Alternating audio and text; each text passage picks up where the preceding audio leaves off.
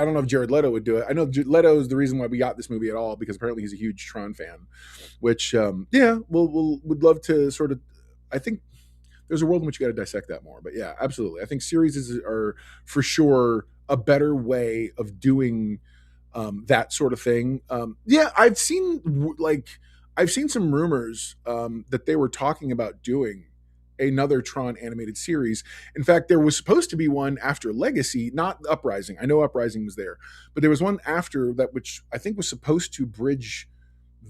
If they weren't going to do another movie and with those exact characters, so a direct sequel to Legacy, then they would have done an animated series. I've seen concept art, but now again, concept art can totally be faked, and who knows if it's real or not. But I believe I believe it was fairly real in terms of the way that it was supposed to be being, the way that it was being approached or thought through.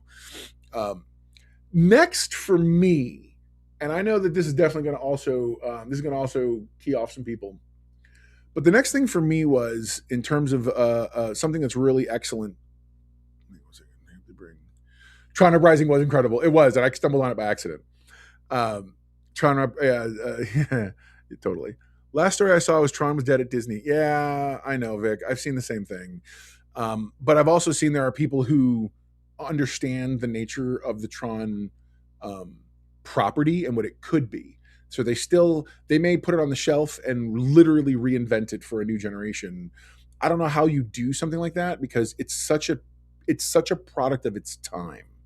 So I don't know how you do that without going Matrix territory or more AI driven territory. I feel like that's a concern they should have for sure. Which is so if it's shelved, that's because they're trying to crack the code on it yet again.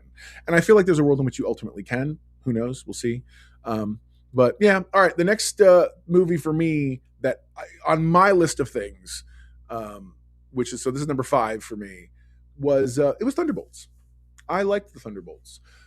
After a dry spell of Marvel stuff that for me was not fun, that I did not enjoy, I felt like this is such a wonderful world. Um, and I feel like they took it to a place that it needed to go. They said, everyone's used to popcorn Marvel, the colorful stuff.